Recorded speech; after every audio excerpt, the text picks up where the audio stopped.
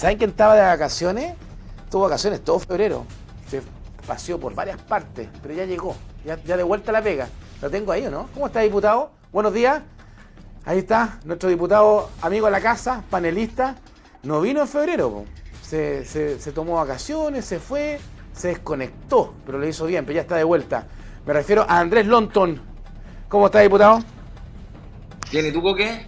Lo veo bien, ¿ah? ¿No? Oye, despejado, así. Buen color. Sí, buen color. Tremendo. Descansó, ¿no? Sí, harto. Mira, se me fueron hasta las ojeras. Me Sí, creció hasta pelo. Le salió hasta pelo, mire. ¿No? Sí, un poquito. Me lo corté hoy día, eso sí, porque si no era mucho. Sí, no, porque, o sea, que no rasca. Porque si hacemos así, no, me da brillo la cámara, me da brillo, no. Así que bueno así. ¿Cómo está, diputado? ¿Tú no te hiciste el implante que me comentaste? No, la verdad que no había pelo para mí. Yo intentamos, pero no, me dijeron que no servía. Pero duro. Sí, pero ahí estamos. Sí, no, bien. Oye, mantiene el estilo. Vuelta de marzo, diputado, con muchos temas. ¿Qué le pareció el cambio de gabinete de Carolina Toá? Como que se está ordenando a la izquierda, ¿no? Era predecible lo que iba a pasar. La noticia es que Bachelet no va. Yo creo que esa es la noticia más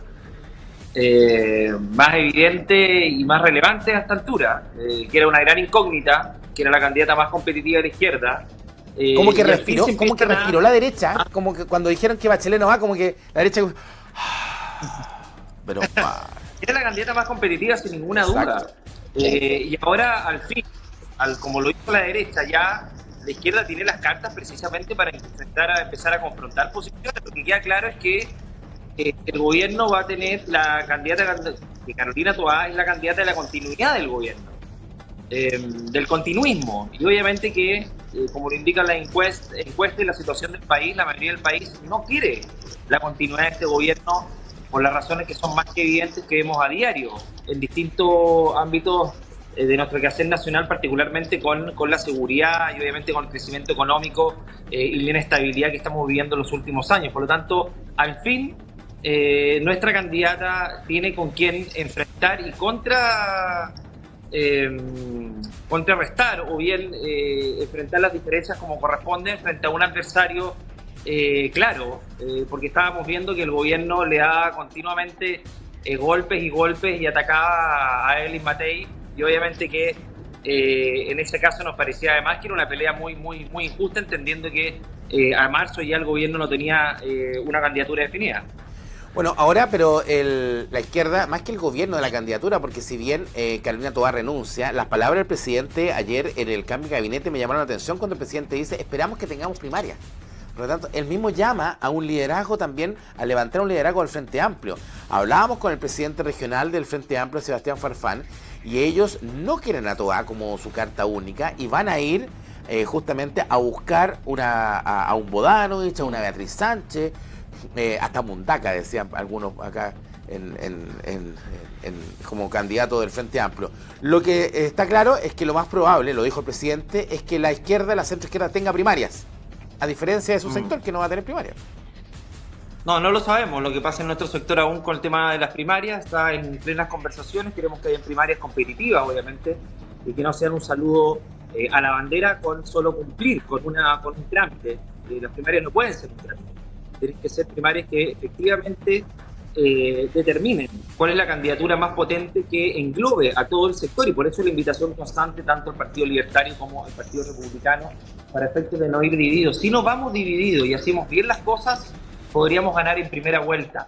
Si es que obviamente no cometemos errores y actuamos unidos. La principal debilidad de nuestro sector va a ser ir desunidos frente a un país que ya no aguanta más otro gobierno parecido o similar al que estamos viviendo. Pero en ese sentido, Coque, yo quiero llamar la atención de respecto a las palabras del presidente. El presidente habla en la moneda y habla en su rol de presidente de la República, no habla en su rol de dirigente estudiantil, activista político, presidente de partido. Si él quiere hacer activismo político, tiene que ir a la sede de su partido o a cualquier lugar que estime conveniente, pero no en su rol institucional de presidente de la República. El presidente ha degradado el cargo y ocupa sus funciones, que son de representar a todos los chilenos en un espacio institucional para hablarle a sus huestes. Y eso, Coque, no corresponde. Hay otros espacios para hacer eso, pero no el Palacio de la Moneda y no en medio de su rol como presidente de todos los chilenos. Y eso revela que el presidente constantemente le habla a su nicho, le habla a su coalición. Y eso obviamente que es tremendamente revelador respecto a la situación que está viviendo el país. Van a tener primarias. No sé cuántos candidatos van a ir, porque dice que hay una infinidad de candidatos. No sabemos cuál es el candidato del presidente, por lo tanto aún hay muchas cosas por definir.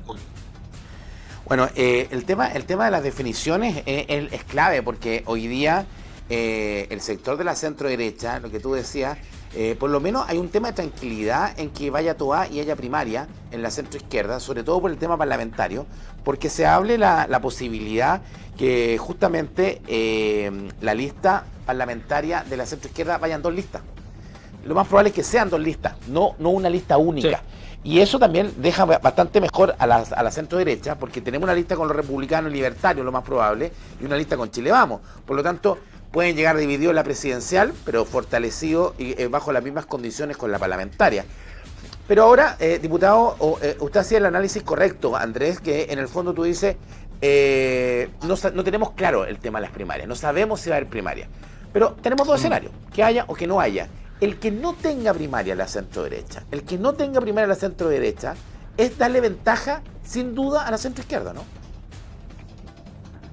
Es muy relativo, Coque. Obviamente que la pregunta podría ser distinta, es decir, uno podría decir si la primaria no es competitiva, ¿vale la pena hacerla por hacerla? Y eventualmente debilitar al liderazgo que tengamos en nuestro sector y que otros lo ocupen como una plataforma para otros fines. Eso me parecería también poco conveniente, entendiendo que además estamos con un clima muy crispado y eso va a producir obviamente una profundización de la división de nuestro sector, teniendo por un lado a Kaiser y a Kass y por otro lado un frente interno respecto a el ataque sistemático o bien la provocación constante que va a tener nuestra candidata con tal de que aquellos candidatos que quieran tener una posibilidad quizás no en la presidencial sino en otras instancias se pretendan posicionar a costa del liderazgo de Evelyn Matei. Y en ese sentido, por eso es importante que sea una primaria amplia con todos los sectores involucrados, porque si tú tienes una primaria entre 2 o 3 candidatos y después ganas la primaria y resulta que va a tener 3 candidatos igual de derecha, la verdad es que no sé, porque yo tengo serias dudas, por eso hay que evaluarlo muy bien. No, o sea, la primaria, sí, la verdad, ahí tiene razón, diputado, tiene mucha razón. O sea, si no hay primaria entre Kass y Matei, ¿para qué hacer primaria? Mejor llegar hacia diciembre. Vamos a llegar con 3 candidatos igual. Divididos, y con una primaria más divididos aún. Entonces, la invitación, Coque, es que no nos sigamos bombardeando ni atacando entre nosotros. Podemos tener muchas diferencias, pero crecer a costa de quien enfrenta una candidatura desde la oposición, me parece que hacerle un flaco favor a este gobierno y sobre todo a una candidatura de Carolina Toá, que tiene el récord, Coque, de estar liderando una cartera donde tuvo la mayor cantidad de homicidios en la historia de Chile y la mayor cantidad de migración ilegal acumulada en estos 3 años, también en la historia de Chile. Y eso obviamente que es un récord muy lamentable para quien pretende continuar en el gobierno, en este caso con la primera magistratura. Bueno, pero también este gobierno tiene un legado, tú lo dices muy bien, las cifras, pero también tiene un legado. El 1 de abril, usted fue parte de la comisión, el tema seguridad ha sido parte de su agenda importante en los últimos años como parlamentario, ¿cierto?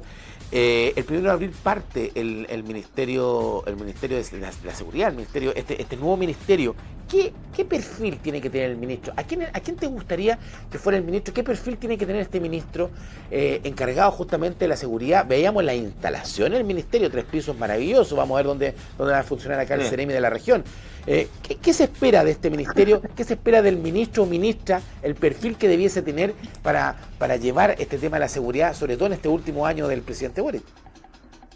Yo creo que la experiencia es muy importante, pero también que tenga las agallas suficientes para tomar decisiones que vayan muchas veces en contra de su propio sector político, o bien del sector más radicalizado a la izquierda, que es el Partido Comunista y el Frente Amplio, que está con un freno de mano constantemente en el Congreso a propósito de temas de seguridad.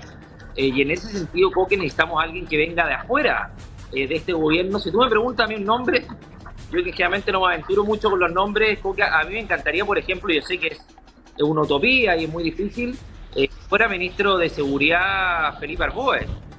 Ya, buen nombre. Que es un hombre con mucha experiencia, un hombre que además está ejerciendo ahora, está en el mundo privado, pero que sigue muy ligado a temas de seguridad. Él me parece que es un perfil que cuadra perfecto con la situación que vivimos con el país. Desde el Congreso, por ejemplo, tenemos al diputado Leiva, que es un diputado más muy conciliador y que tiene una mirada mucho más amplia en temas de seguridad. Yo creo que hay que salir un poco de los personajes habituales, o bien que tienen mucha sintonía con los sectores más radicalizados de la izquierda y que buscan hacerle precisamente la amén a quienes integran parte del gobierno para efectos de cuidar su posición política o bien cuidar su cargo. Necesitamos a alguien valiente que se atreva a ir contra la corriente. Y en ese sentido la experiencia, Coque, es fundamental. A mí no me gustó cómo quedó el Ministerio de Seguridad. Espero que resulte, pero yo quedé muy disconforme, sobre todo, Coque, con lo que ocurrió en las regiones. Yo creo que las regiones van a ser las principales. ¿Cuál es el punto de las regiones? ¿Cuál va a ser el rol del Ceremi ahí? Mira, porque imagínate que vamos a tener tres figuras, porque el gobernador no va a haber seguridad, el delegado presidencial tampoco, y el Ceremi va a ser, ¿o no? ¿Así es la estructura? Mira, es bien complicada la figura porque queda radicado en el Ceremi, pero a instancias del delegado.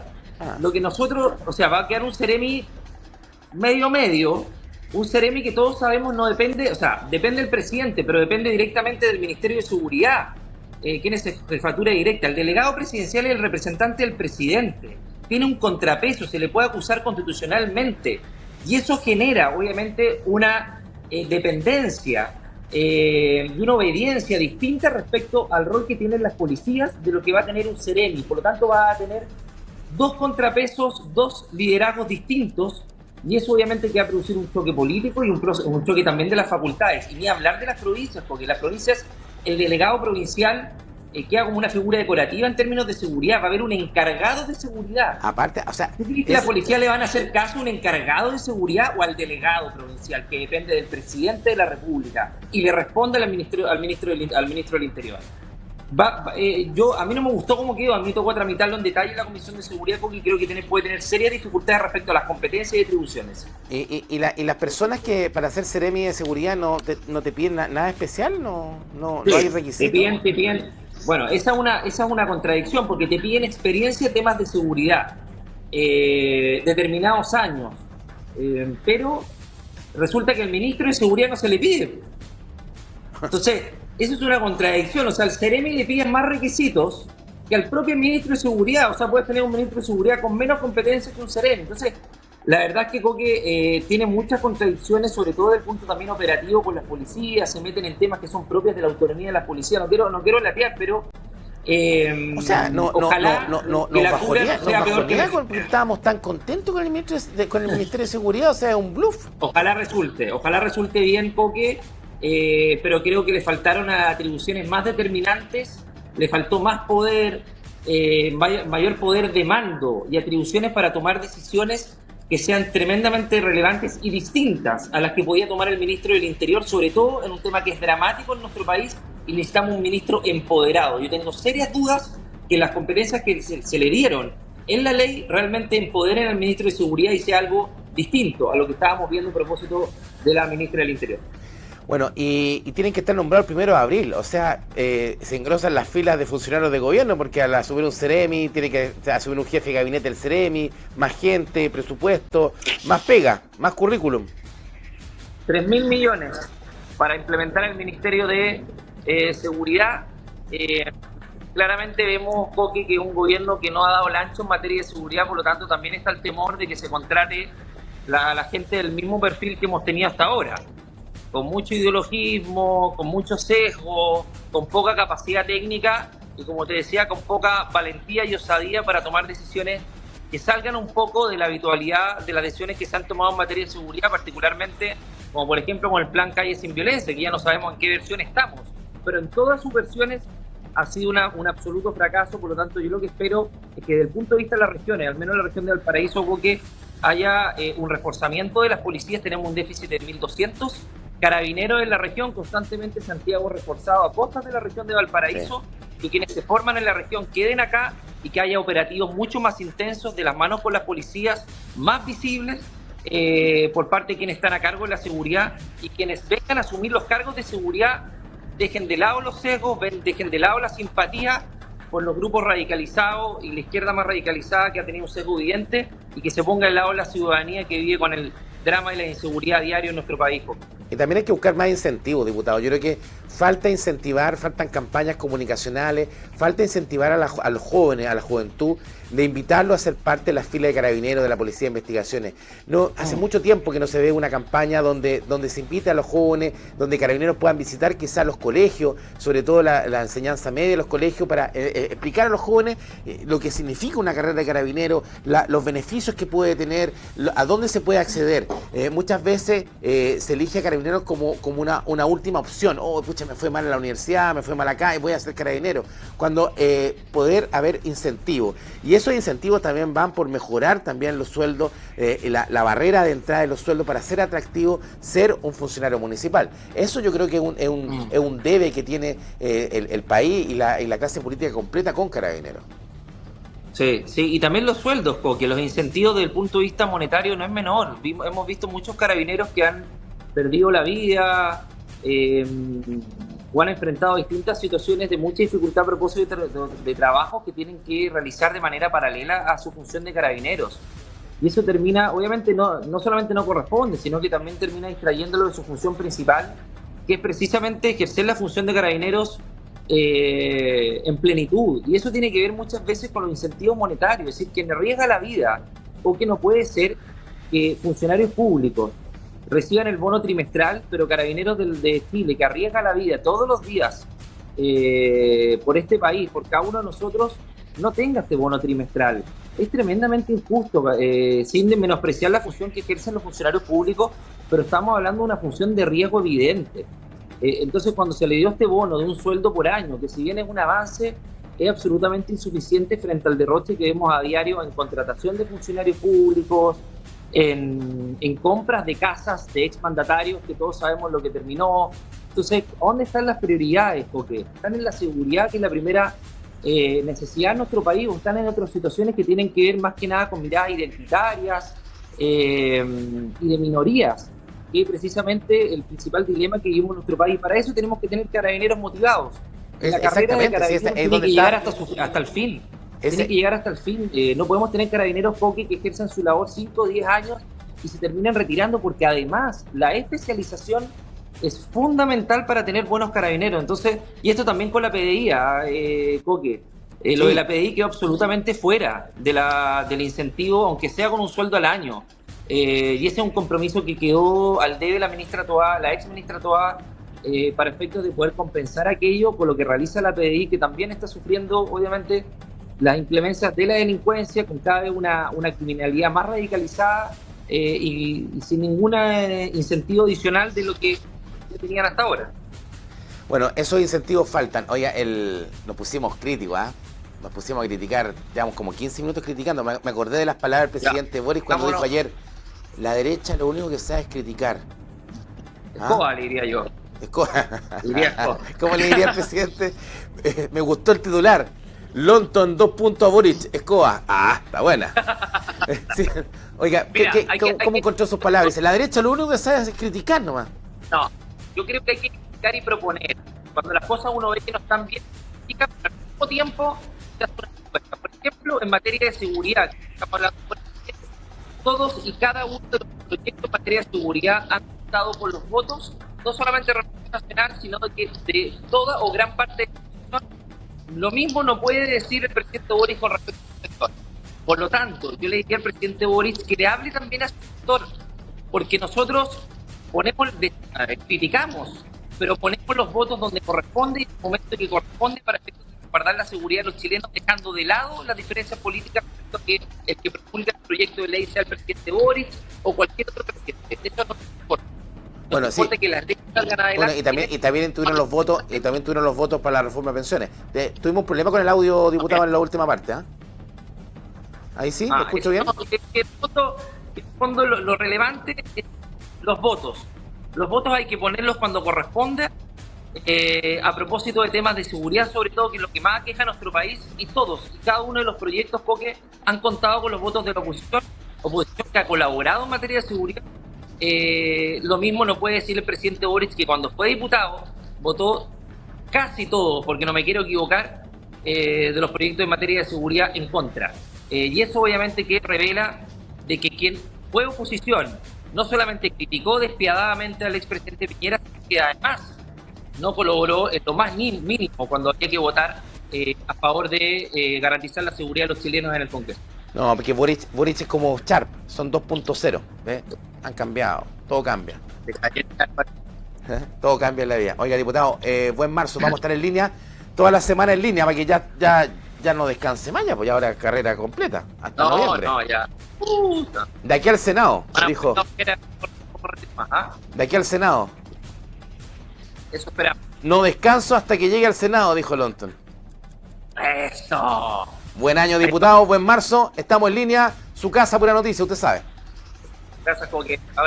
Gracias, diputado. Gracias con el diputado Andrés Lonton a esta hora de la mañana. 15 minutos para las 10 de la mañana, hacemos un alto comercial. Seguimos acá en Hora de Noticias, Pura Noticia Matinal, a través de puranoticia.cl.